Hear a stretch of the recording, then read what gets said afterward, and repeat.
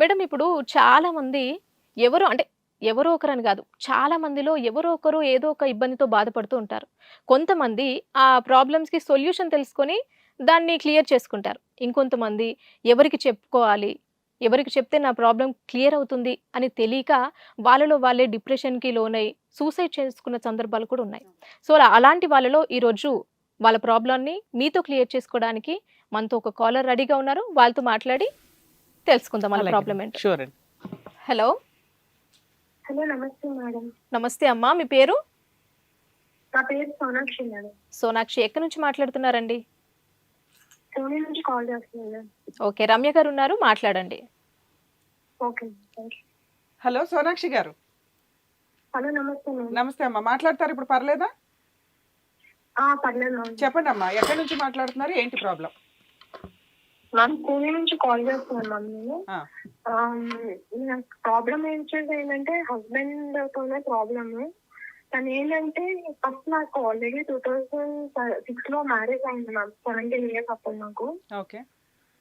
So అప్పుడు నాకు marriage అయిన తర్వాత ఇంకా ఆయనతో నాకు 2 పిల్లలు, ఒక బాబు పాప అన్నమాట. బట్ ఫైనాన్షియల్లీ తను ఎప్పుడు సపోర్ట్ చేసేవారు కాదు. అంటే జాబ్ ఏం లేదు తనకి అసలు. ఫాదరే చాలా మటుగా హెల్ప్ అంటే 50 lakhs దాకా పెట్టి ఉంటారు. గవర్నమెంట్ ఎంప్లాయ్ అనమాట ఫాదర్. మీ నాన్నగారు? సో ఫాదరే అన్ని మా నాన్న ఫాదర్ అన్ని చేసి చాలా మట్టుగా చూసుకున్నారు. బట్ తను చేంజ్ అవ్వకపోవడంతో ఇంకా పిల్లల్ని చూసుకొని మమ్మీ వాళ్ళ ఇంటికి నేను వచ్చాను మేడం. అది 2011 వాళ్ళ ఆ టైంలో నేను వచ్చేసాను అనమాట. ఇంకా అప్పటి నుంచి పిల్లల్ని మమ్మీ డాడీని కూడా నేను చూసుకున్నాను. ఎందుకంటే డాడీకి నేను ఒక్కదాన్ని పాపని, అంటే అన్నీ ఉన్నారు. 10th వచ్చారు, అన్నయ్య బీచ్ లో అన్ఫార్చునేట్లీ చనిపోయాడు అనమాట వాడు. ఇంకా ఉన్నది నేను ఒక్కదాన్ని కాబట్టి అందులో నేనంటే చాలా ఇష్టం. ఆయన ఇంకా మెంటల్లీ అప్సెట్ అయిపోయారు అనమాట. సో జాబ్ రిజైన్ చేయాల్సి వచ్చింది. ఈయన షూరిటీస్ అవన్నీ పెట్టడం వల్ల అమౌంట్ కూడా మాకేమీ లాస్ట్ లో రాలేదు. అంటే ఫైనాన్షియల్లీ కంప్లీట్ గా మేము స్ట్రక్ అయిపోయాం అనమాట. నా దాని మీదే ఇల్లు ఆధారపడి ఉంది. వైజాగ్ లో కొంత వర్క్ చేశాను, బెంగళూరు కానీ అక్కడ చాలా ప్లేసెస్ లో వర్క్ చేశాను. లాస్ట్ లో ఇంకా ఢిల్లీ వెళ్ళాను. 2012 నుంచి 2019 వరకు ఇంట్లో ఫ్యామిలీని చూసుకున్నాను నేనే. పిల్లల్ని మాత్రం మమ్మీ దగ్గర పెట్టేశాను. వెళ్తూ రావడం చేస్తూ ఉండడం అయ్యేది. సో 2018 లో మాకు డివోర్స్ అయింది. ఈ 7-8 years తను మెయింటెనెన్స్ కానీ పిల్లల కోసం కానీ ఏ రోజు ఫోన్ కానీ మెసేజ్ కానీ ఫస్ట్ హస్బెండ్ ఎప్పుడు చేయలేదు. 2018 లో మ్యారేజ్ అయింది. 6 lakhs వర్ణం ఇచ్చి మ్యారేజ్ అదే క్లియర్ చేసుకున్నారు వాళ్ళు. ఇంకా 2019 లో మమ్మీ అన్నారు, నువ్వు ఇంకా ఎంతవరకు ఒక్కదాన్ని ఇలాగా లైఫ్ లో ఫైట్ చేస్తావు, నువ్వు ఏదైనా పర్సన్ ని మ్యారేజ్ చేసుకుంటే మంచిది అంటే నేను Shaadi.com లోని నా ప్రొఫైల్ అప్లోడ్ చేశాను నేను. సో అందులోని నాకు అవుట్ ఆఫ్ 3 months లోని ఒక 4,000 ప్రపోజల్స్ వచ్చాయి. అందులో జెన్యూన్ గా ఒక 6-7 members ని తీసుకుంటే మా హస్బెండ్ ఆర్మీ అనమాట. సో నేను మ్యారేజ్ సెకండ్ హస్బెండ్ ఆర్మీలో వర్క్ చేస్తారు. చేస్తారు, ఆర్మీలో వర్క్ చేస్తున్నారు. నాకు చాలా రెస్పెక్టబుల్ జాబ్ కాబట్టి వాళ్ళకి తెలుస్తుంది ఒక ఇండియాకి సర్వ్ చేస్తున్నారంటే ఒక లేడీని ఎలాగైతే చేసుకోవాలో తెలుస్తుంది అని అనుకోని నేను మ్యారేజ్ కి అంటే తను రిక్వెస్ట్ పెట్టినప్పుడు నేను యాక్సెప్ట్ చేశాను. ఫస్ట్ నేను చెప్పిన పాయింట్ ఏంటంటే 2 పిల్లలు ఉన్నారు, మళ్ళీ నేను పిల్లల్ని కనివ్వలేను. అతనికి ఫస్ట్ మ్యారేజ్ సెకండ్ మ్యారేజ్ అమ్మా? సెకండ్ హస్బెండ్ కి ఆయనకి first marriage second marriage first marriage అయింది. రీజన్ ఏం చెప్పారంటే అమ్మాయి క్యారెక్టర్ మంచిది కాదు, హస్బెండ్ లేనప్పుడు 2-3 months మాడం వాళ్ళిద్దరు మధ్య మ్యారేజ్ కనెక్షన్ అనేది. నెక్స్ట్ హాలిడేస్ 3 months కి ఒకసారి వస్తారు కదా, అట్లా వచ్చినప్పుడు ఏదో మొబైల్ లో అమ్మాయి దొరికింది. సో ఇంకా మ్యారేజ్ క్యాన్సిల్ అయిపోయింది. అదే అమ్మాయిని పంపించేసాను అని చెప్పేసి. మ్యూచువల్ డైవర్స్ తీసుకున్నారా, జస్ట్ వదిలేసాడా? మ్యూచువల్ డైవర్స్ తీసుకున్నాను. ఎందుకంటే ఆర్మీలో కుదరదు కదా, ఖచ్చితంగా తీసుకోవాలి. ఎంతో అమౌంట్ కూడా ఇచ్చారు, 16 lakhs అన్న చెప్పారు.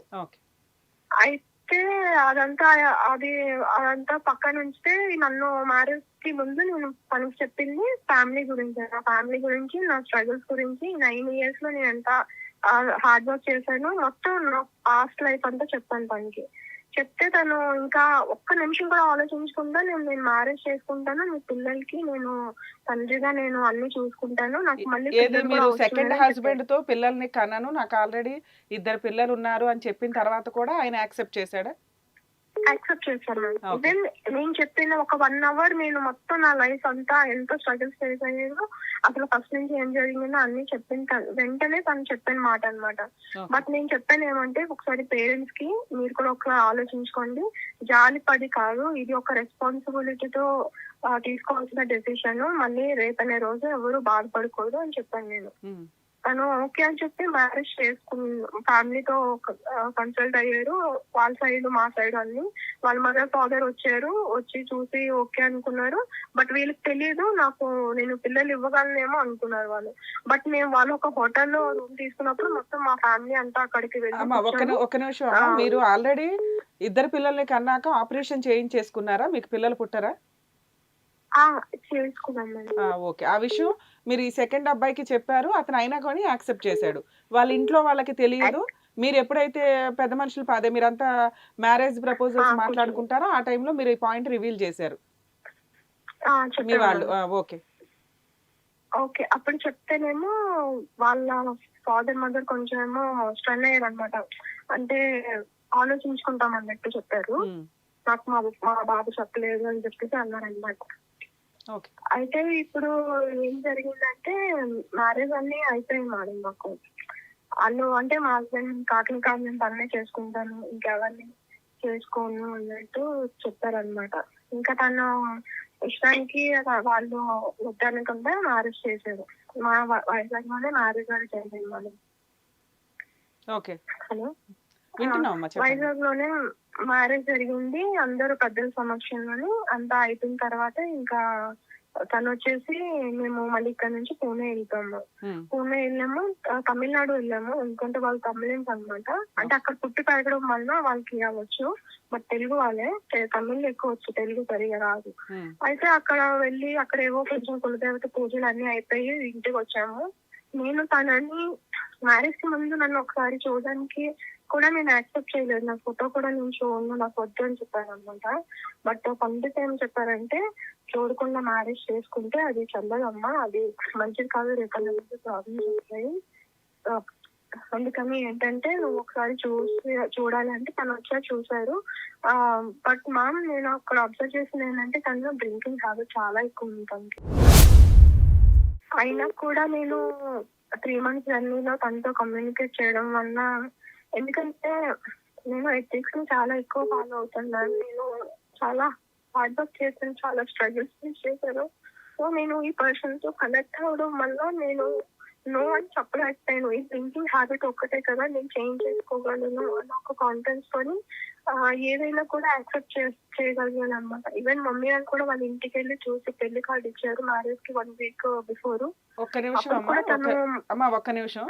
మీరు అనేది ఏంటంటే, మీరు మ్యాట్రిమోనియల్లో మ్యారేజ్ ప్రపోజల్స్ పెట్టినప్పుడు ఒక 4000 మెంబర్స్ దాకా మీకు ప్రపోజల్స్ వస్తే అందులో 5-6 మెంబర్స్ని మీరు సెలెక్ట్ చేసుకున్నారు. ఆ 5-6 మెంబర్స్లో ఇతను ఒకడు ఫస్ట్. ఇతనితో మీ పాస్ట్లో జరిగిన ఫస్ట్ మ్యారేజ్, 2 పిల్లలు, నెక్స్ట్ ఇంకా తినతో పిల్లలను కనాను అని చెప్పిన తర్వాత కూడా ఆయన ఇమీడియట్గా మిమ్మల్ని యాక్సెప్ట్ చేసేసాడు. తరువాత మీతో ఒక 3 months ట్రావెల్ అయ్యాడు. ఏంటంటే మీకు ఆల్రెడీ ఎవరో చెప్పారు, ఫోన్లో చూసుకోకుండా, అసలు మా మనుషులు చూసుకోకుండా మ్యారేజ్ ప్రపోజల్స్ కష్టం, కాబట్టి మీరిద్దరు చూసుకోండి అంటే అతను మిమ్మల్ని కలవడానికి వచ్చాడా? అది లీవ్ లో వచ్చారు మ్యామ్. అదే లీవ్ లో వచ్చినప్పుడు మాట్లాడుకోవడమే. అదే అది కాదమ్మా, మ్యారేజ్ కి ముందు ఒక్క నిమిషం నాన్న, మ్యారేజ్ కి ముందు మీరు కలిసి మాట్లాడుకునే వాళ్ళ కొంతకాలం, అంటే 1-2 సార్లు కలిసి మాట్లాడుకోవడానికి లేదు మ్యామ్. తనేమో పోస్టింగ్ కదా, పోస్టింగ్ లో ఉండేవారు. త్రూ కాల్ లో కాంటాక్ట్ ఉండేది మా అంటే వీడియో కాల్ చేసుకుని మాట్లాడుకున్నారా? వీడియో కాల్ కూడా లేదు మేడం, నార్మల్ కాలే. కాదమ్మా, ఇందాక మీరు ఒక పాయింట్ చెప్పారు, ఏమని చూసుకోమన్నారంటే చూసుకోకుండా పెళ్లిళ్ళు చేసుకుంటే బాగోదు భవిష్యత్తులో. అది లాస్ట్ లో మేడం. ఇంకా మ్యారేజ్ కి ఒక 15 days ఉందంటే, అంటే మాది మ్యారేజ్ June 14th. కాదమ్మా, మ్యారేజ్ కి 15 days ఉండే వరకు కూడా మీరు ఇద్దరు ఫేస్ టు ఫేస్ గానీ లేదా వీడియో కాల్లో గానీ చూసుకోలేదా? ఒక్కసారి వీడియో కాల్ చేశాను మేడం, ఎందుకంటే ఆర్మీ డ్రెస్ చూద్దామని, జెన్యూనా కాదా అని అడగడం గురించి. జెన్యూనా కాదా అని చూడడానికి మీరు ఎన్ని మంత్స్ టైం తీసుకున్నారమ్మా? 3 months తీసుకున్నారు. ఈ రోజుల్లో వీడియో కాల్స్ ఇవి అవి ఉన్నాయి, ఏది నిజమో ఏది అబద్ధమో తెలుసుకోకుండా మీరు 3 months చూసిన తర్వాత ఫోనుల్లో బాగా మాట్లాడుకున్నాక వీడియో కాల్లో అతను జెన్యూనా కాదా అని చూసారా? లైఫ్ అనుకుంటున్నారా, ఏమనుకున్నారు? అది కాదు మేడం, తను జెన్యూన్ కాదు, కాదు కాదు అసలు అబ్బాయి ఎలా ఉంటాడో కాదా? కూడా నువ్వు చూడలేదు కదా. అందులో పెట్టిన ఫోటో నిజమా కాదా అని కూడా మీకు తెలియదు కదమ్మా. ఇప్పుడు మీ మేడం, ఇద్దరు photos ఫోన్ లో పంపించుకున్నాం మాట్లాడుకున్నారు. మ్యామ్. కాదు నాన్న, మీ ఇద్దరు ఫోన్ లో మాట్లాడుకున్నాక అతను మీ ప్రపోజల్ యాక్సెప్ట్ చేశాడు. అప్పుడు నెక్స్ట్ స్టెప్ ఏంటి? మీరిద్దరు ఫేస్ లు చూసుకోవడం, అట్లీస్ట్ ఫోన్ చూసాం మ్యామ్, అదే చెప్తున్నాను. అది ఫోన్ నేమ్ ఎప్పుడంటే 2019 లోని మార్చ్ 14th అనమాట, 12th నేను తనకి చెప్పాను మేడం ఇట్లా ప్రాబ్లం అంటానా. 14th తను నాకు వీడియో కాల్ చేసి అప్పటికి లీవ్ లో ఉన్నారు వాళ్ళ ఇంట్లో పూణేలో. హౌస్ అంతా చూపించారు, తను నేను వీడియో కాల్ చూసుకున్నాము. తన జెన్యూన్ అంటే వే ఆఫ్ కమ్యూనికేషన్ ప్రాపర్ గా జెన్యూన్ అనిపించింది నాకు. సరే అమ్మా, అది ఇప్పుడు అప్పుడు అతను నేను డ్రింక్ ఓకే చేస్తాడు అనుకున్నాను. బాగా అని మీకు బిఫోర్ మ్యారేజ్ తెలిసిందా, ఆఫ్టర్ మ్యారేజ్ తెలిసిందా?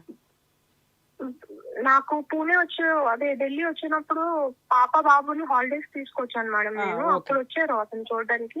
అప్పుడు బిఫోర్ నాకు మ్యారేజ్ తెలిసింది, మీరు అప్పుడు ఢిల్లీలో వచ్చి కలుసుకున్నారు చూసేశారు. ఒకసారి. కలిసాం మ్యామ్. ఆ, మా ఓకే. రూమ్ కే వచ్చారు, మా రూమ్ కే వచ్చారు. ఆ, 1 డే ఉన్నారు కూడా ఓకే. పిల్లలతోని నాతోని అక్కడ ఉన్నారు. అప్పుడు సో అతని బిహేవియర్ అంతా బానే బానే అనిపించిందా మీకు? పిల్లలతో అంతా బానే ఉన్నారు మ్యామ్. వాళ్ళని చూసుకునే దాంట్లో కానీ వాళ్ళతో మాట్లాడే విషయంలో కానీ బానే ఉన్నారు. ఆ, బట్ తను డ్రింక్ చేశారు. బట్ నేను అడిగాను ఇట్లా మ్యారేజ్ కు ముందు, నాకు డ్రింక్ కోసమే నేను ఫస్ట్ హస్బెండ్ ని ఇలా వదిలేసాను. మళ్ళీ ఇప్పుడు మీరు కూడా డ్రింక్ చేయడం వల్ల నాకు మళ్ళీ పిల్లలకి అదే ఎఫెక్ట్ అవుతుందని నాకు భయంగా ఉందంటే, నేను అప్పుడప్పుడు ఒకేషనల్ గా తాగుతాను, నేను చాలా హ్యాపీగా ఉన్నాను, అందుకే డ్రింక్ చేస్తున్నాను చెప్పారు మరి ఓకే. నాకు. సరే నేను ఇంకా ఇది ఒక హ్యాబిట్ అయినా కూడా నేను మార్చుకోగలను అన్న ఒక ఒపీనియన్ తోని నేను ఇంకా ముందుకెళ్ళాను. కరెక్ట్. ఈ రోజుల్లో డ్రింక్ తాగకుండా మాక్సిమం అందరూ కూడా డ్రింక్ చేస్తున్నారు. అందరూ ఆటోమేటిక్ గా అతను ఆర్మీలో ఉన్నాడు కాబట్టి అది కామన్ ప్రాసెస్. వాళ్ళ సిచ్యుయేషన్ బట్టి డ్రింక్ చేయాలి. మీరు మార్చుకుందాం అనే నమ్మకం మీకు ఉండడం వల్ల మీరు ప్రొసీడ్ అయ్యారు. ఓకే అమ్మా. అవును మేడం. ఓకే. తర్వాత మ్యారేజ్ అయిన ఫస్ట్ నైట్ రోజే ఆయన మళ్ళీ బాటిల్ తీసుకొని తాగారు మేడం. ఓకే. ఆ రోజే మ్యారేజ్ నేను ఎప్పుడైందమ్మా? చాలా సెకండ్ షాక్ మ్యారేజ్ అయ్యాను. ఎప్పుడైంది? 2019 లోని జూన్ 14th నేను మ్యారేజ్ చేసుకున్నాను మేడం తనని. వాళ్ళ పెద్దవాళ్ళకి ఇష్టం లేకపోయినా మీ హస్బెండ్ నేను ఈ లేదు అమ్మాయిని మేడం, వాళ్ళు చేసుకుంటా, ఒప్పుకున్నారు. అదే వాళ్ళకి ఇష్టం లేదు ఫస్ట్, కానీ తర్వాత మీ హస్బెండ్ నేను ఈ అమ్మాయిని చేసుకుంటాను లేకపోతే ఇంకెవరిని చేసుకొని అనటం వల్ల మీ రెండు ఫ్యామిలీస్ ఒప్పుకొని మీకు మ్యారేజ్ చేశారు జూన్లో 2019లో. మీకు ఫస్ట్ నైట్ రోజే అవును మేడం. తెలిసిందా ఆయన డ్రింక్ తాగుతున్నాడు అని? అది మీకు అవును మేడం. నచ్చలేదా? ఏంటి మేడం? అది మీకు నచ్చలేదా? ఫస్ట్ నైట్ ఆయన డ్రింక్ తాగడం, మాట్లాడారా అతనితో? నాకు నచ్చలేదు, బట్ నేను తను ఏమీ అనలేదు మేడం. ఓకే.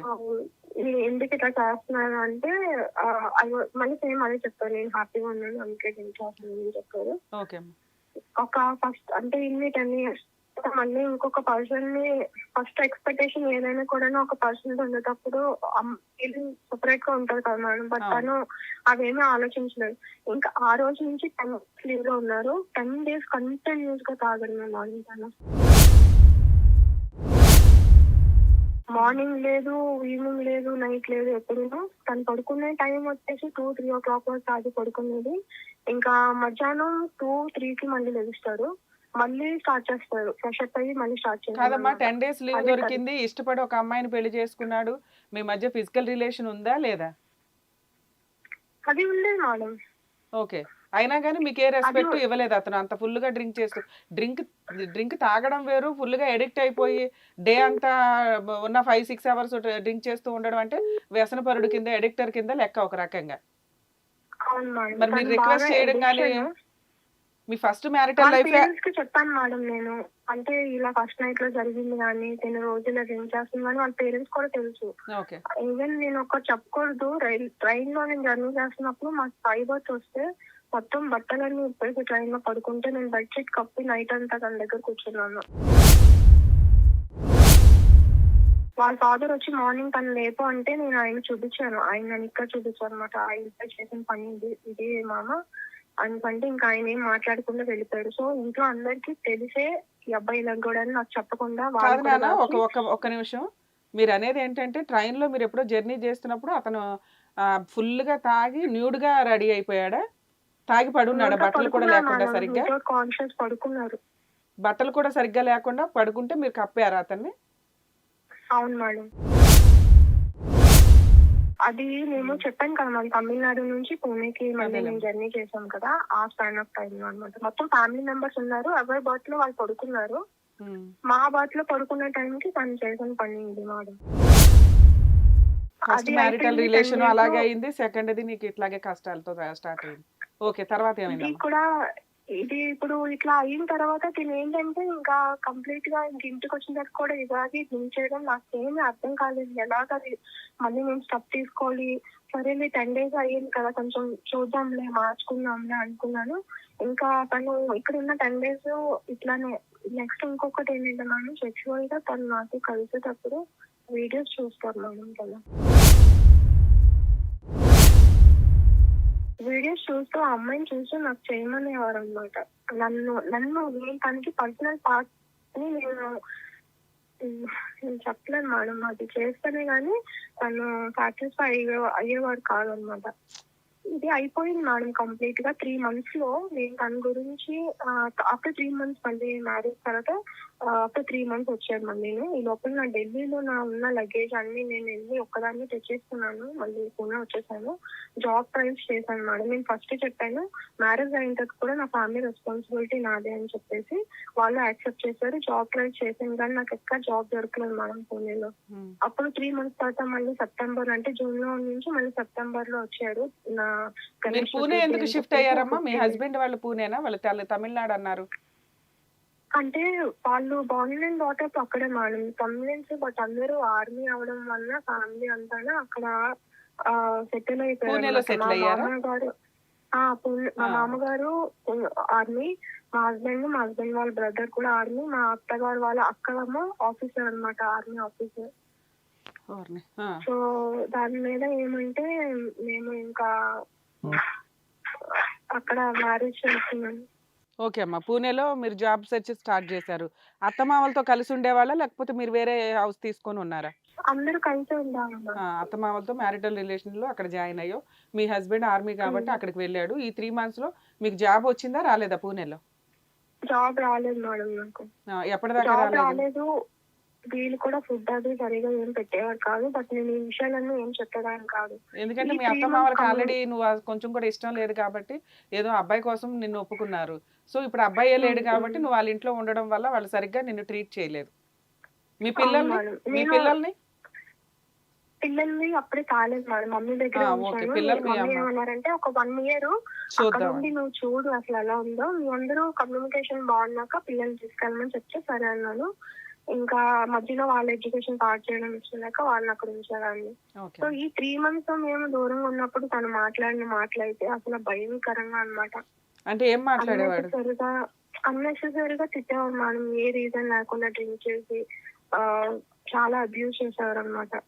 అలా అసలు నువ్వు abuse ఇక్కడ చేసి ఏమి, బాగా ఒక నిమిషం అమ్మా, ఇక్కడ మీరు ఎటువంటి అబ్బాయిని ఏ రకంగానూ కష్టపెట్టలేదు. ఆల్రెడీ పిల్లల్ని కూడా తీసుకురాలా, పోనీ పిల్లల్ని తీసుకొచ్చారు అప్పుడే తీసుకొచ్చేసిందని ఏదైనా గొడవ పడడానికి. ఉన్నంతలో నువ్వు జాబ్ చేసుకుంటున్నావు, చెప్పినట్టు అత్తమామల దగ్గర జాయిన్ అయ్యావు వెళ్ళి మ్యారిటల్ రిలేషన్ లో. ఇందులో నిన్ను తిట్టడానికి ఆయనకు దొరికే రీజన్స్ ఏంటి? ఏ ఎలిగేషన్స్ మీద తిడతాడు? ఏమీ లేదు మేడం. తను డ్రింక్ చేసిన తర్వాత తను ఏదో ఒకటి అనాలి అంతే. అంటే ఏ పాయింట్స్ అది అంటాడు? అలా మిమ్మల్ని పాయింట్ అవుట్ చేయడానికి ఏమీ ఏమున్నాయి? లేదు. ఏం చేస్తున్నావు అని అడిగేవారు మేడం స్టార్టింగ్. ఏం లేదు, ఇలాగా తిన్నాను కూర్చున్నాను ఏదో చెప్పేదాన్ని. ఇంకా డాక్యుమెంట్స్ మావి ఇంకా అవ్వలేదు మేడం. అది టైం పడుతుంది. ఒక ఆధార్ కార్డ్ కానీ పాన్ కార్డ్ కానీ చేంజ్ చేయాలంటే అది గవర్నమెంట్ ఒక ప్రొసీజర్ ఉంటది. నాది Aadhaar card pan card 2 rejection అయింది. ఎందుకంటే సెకండ్ మ్యారేజ్ కాబట్టి దానికి నేను ఒక లెటర్ రాసి పంపించాలంట. ఆ విషయం నాకు తెలియక మళ్ళీ నేను కాల్ చేసి చెప్తే వాళ్ళు అది చేయడానికి నాకు 4-5 months పట్టింది మేడం. 6-7 months పట్టింది ఆధార్ కార్డ్ పాన్ కార్డ్ అవడానికి నాకు. ఓకే. సో ఇది ఒక్కటే రీజన్ గా పెట్టుకొని ప్రతి రోజు ఏదో ఒకటి అనేవాడు అనమాట. ఇంకా అబ్యూజ్ మేడం, అన్నెసెసరీ అబ్యూజ్ అనమాట. అది ఎందుకో కూడా రీజన్ ఏంటో కూడా తెలిసేది కాదు. వాళ్ళ పేరెంట్స్ చెప్తే సరేలే వాళ్ళ ఫోన్ ఎక్కువ పికప్ చేయొద్దు పక్కన పెట్టి. నాకు లాంగ్వేజ్ ప్రాబ్లం. వాళ్ళ అమ్మగారు ఒక్కరికి తెలుగు వచ్చు, వాళ్ళ నాన్నకి హిందీ రాదు. నేను ఢిల్లీలో ఉండేటప్పుడు ఎవరితో కమ్యూనికేట్ చేసేదాన్ని కాదు. ఓన్లీ ఆఫీస్ టు రూమ్ నుంచి ఆఫీస్. ఇంకా ఫ్రెండ్స్ కి వాళ్ళకి కుక్ చేసేదాన్ని. అవన్నీ నా స్ట్రగల్స్. బట్ నేను ఎవరితో కమ్యూనికేట్ చేస్తాను కదా, సో నాకు హిందీ అంతగా రాదు. ఇప్పుడు నేర్చుకున్నాను. సో ఇప్పుడు ఈ 3 months తర్వాత మళ్ళీ తను వచ్చిన తర్వాత ఫస్ట్ డే తను ఇంటికి వచ్చి ఫ్రెష్ అప్ అయిన తర్వాత తను చికెన్ బిర్యానీ అన్నారు, నేను ప్రిపేర్ చేసి పెట్టాను. తినేసి ఇంకా అప్పుడు కూడా డ్రింక్ చేశారు. ఫస్ట్ డే తను వచ్చిన రోజు ఆఫ్టర్ 3 months వచ్చిన తర్వాత కూడా డ్రింక్ చేశారు. డ్రింక్ చేసి అప్పుడు వచ్చిన వెంటనే పెద్ద పెద్ద కేకలు వేస్తారు, ఎవరు ఎక్కడ లేరు, వీళ్ళందరూ ఎక్కడికి వెళ్ళారు. మీరిద్దరు ఏ లాంగ్వేజ్ లో మాట్లాడుకుంటారమ్మా? అతనికి తెలుగు వచ్చా? English madam. ఇంగ్లీష్ లో. తనకి తెలుగు వచ్చు. వాళ్ళ అమ్మమ్మ ఉండేటప్పుడు వరకు వాళ్ళు తెలుగులో మాట్లాడేవారు. తను 18 years కి తన పోస్టింగ్ వచ్చి 2 months అంటే ఆ రోజే 2-3 days తర్వాత ఆమె చనిపోయారంట. సో అప్పటి నుంచి మొత్తం ఫ్యామిలీ అంతా తెలుగు అసలు మాట్లాడడం మానేశారు. అప్పుడు 18 నుంచి ఇప్పుడు మా హస్బెండ్ కి 36 years మేడం. చాలా లాంగ్ గ్యాప్ కాబట్టి తను మైట్ తనకి ఏమో మరి నేనేమో తెలుగులో ఎవరితోనో తను తెలుసుకోవడం గురించి నాకు రాదని చెప్పుండొచ్చు. తెలుగు అండర్స్టాండ్ చేసుకుంటాడేమో గానీ పెద్దగా మాట్లాడడం మీ ముందు అయితే నెక్స్ట్ నువ్వు తెలుగులో ఏం మాట్లాడతావో కనిపెట్టడానికి కూడా ఆయన తెలియదని చెప్పుండొచ్చు. చెప్పుండొచ్చు. ఓకే, ఇంగ్లీష్ లో మీ ఇద్దరు కమ్యూనికేషన్ ఉంటుంది. తెలుగు వచ్చు అనే విషయం. అలాగే మాట్లాడతారు మేడం, తను అంత కాదు బట్ మాట్లాడతారు. ఓకే, తర్వాత ఏమైంది? వచ్చినాక సో ఆ రోజు ఫస్ట్ డే వచ్చినప్పుడు తను చాలా సెక్షువల్ గా చాలా బ్యాడ్ గా బిహేవ్ చేశారు అనమాట. బ్యాడ్ గా బిహేవ్ చేస్తే నేను నైట్ చాలా ఏడ్చి నేను చెప్పాను, ఇన్ని 3 months తర్వాత వచ్చి నువ్వు ఇలా బిహేవ్ చేస్తున్నావు, సో మీ పేరెంట్స్ ఏం నేర్పించారు, నువ్వు ఒక భరతమాతకి సేవ చేస్తున్నావు, ఒక ఇండియన్ ఆర్మీ అయ్యింది, నువ్వు ఒక భూమాతకి నువ్వు అసలు వాల్యూ ఇవ్వనప్పుడు ఒక లేడీకి నువ్వు ఏమి రిసీవ్ చేసుకుంటావు, అసలు నువ్వు ఆర్మీనేనా అని అడిగినందుకు నా గుండెల మీద కూర్చొని చంపలు వాయించాను మేడం. ఒక 5 to 6 వాయించుంటానేమో చాలా గట్టిగా. ఇంకా నేను ఆ నైట్ ఎవరిని డిస్టర్బ్ చేయలేదు. నేను ఒక్కటే చెప్పాను, ఇంకొకటి కొడితే నేను చచ్చిపోతాను, నాకు ఊపిరి ఆడట్లేదు, లేకపోమని చెప్పాను. ఇంక నేనేం మాట్లాడలేదు తనతో. వెంటనే ఒక 2 minutes మళ్ళీ హక్ చేసుకున్నారు, మళ్ళీ పక్కకు తోస్తారు, అయిపోయింది. మార్నింగ్ లేచినప్పటికీ నాకు మొత్తం ఈ చెవు గానీ ఈ చెంప అన్ని స్వెల్లింగ్ వచ్చాయి. వాళ్ళ మదర్ చూపించిన వెంటనే షాక్ అయిపోయింది. ఇది నేను మిర్రర్ లో కూడా చూసుకోలేదు, ఆమెకి ఫస్ట్ చూపించాను ఇట్లా చేసాడు అంటే. ఆమె అన్నారు, మీ మామ కూడా ఇట్లాగే చేసేవారు, అబ్బాయిలకి అనుగుణంగా మనం సర్దుకుపోవాలి. బట్ నేను చెప్పాను, నేను బిఫోర్ కూడా నా పాస్ట్ లో ఇంత వర్స్ట్ గా తను అసలు నాకు లైఫ్ లో లేదు. ఈ 10 years లోనే నాకు ఇది ఏమీ తెలియదు కూడా. మా ఇద్దరికి కొంచెం అండర్స్టాండింగ్ వచ్చేంత వరకు తను కొంచెం సర్దుకుని ఉండాలి, అంతేగాని ఇట్లా చేయడం కరెక్ట్ కాదు కదా అంటే, సరే నువ్వు వెళ్ళి ఫ్రెష్ అప్ అవ్వు అని అన్నాను. దీని గురించి మాట్లాడలేదు మేడం వాళ్ళ పేరెంట్స్. ఈ అబ్బాయిని అడగలేదా? ఏరా వచ్చి 3 నెలల తర్వాత వచ్చి ఆ పిల్లని ఇట్లా కొడతావా, ఫస్ట్ అమ్మాయి అలాగే వెళ్ళిపోయింది నీ సైకో బిహేవియర్ వల్ల, మరి ఈ అమ్మాయి కూడా వెళ్ళిపోతే ఏంటని? అప్పటికి 2 days ముందు నాకు జాబ్ దొరికింది మేడం, అందుకని నన్ను నైట్ షిఫ్ట్ అనమాట. నేనేమో నేను వచ్చాను కదా నువ్వు వెళ్ళొద్దంటే, ఈవెన్ నేను కూడా అనుకున్నాను వెళ్ళకూడదు అని. వాళ్ళ పేరెంట్స్ అన్నారు, వచ్చింది కదా ఎందుకు వదులుకోవడం వెళ్ళమన్నారు. సో మరి నేను వెళ్ళేటప్పుడు వాళ్ళు ఏమైనా మాట్లాడారేమో నాకు తెలీదు. నేను ఆఫీస్ లో ఉండేటప్పుడు నాకు మెసేజ్ పెట్టారు, సారీ నేను ఇంకెప్పుడు అలా చేయను అట్లా ఇట్లా అని. అక్కడ జరిగిన 1 week తర్వాత మళ్ళీ వితౌట్ రీజన్ రూమ్ లోని తను కూర్చొని నేను వస్తాను అని అన్నారు. అంటే నా బెడ్రూమ్ లోని హాల్లోకి వచ్చాను అనమాట. తను చెప్పినా కూడా ఇంకా రావట్లేదు, ఏం చేస్తున్నారు అని చెప్పి, కిచెన్ లో ఏం చేస్తున్నారు అని చెప్పి సౌండ్స్ వస్తుంటే బయటకు వచ్చానండి. Very badly heated ma'am. ఎలా కొట్టారంటే వాళ్ళ ఫాదర్ కూడా ఉన్నారు, వాళ్ళ నాన్నగారిని కూడా పుష్ చేసేసి ఎంత ఆపినా కూడా ఆగలేదు.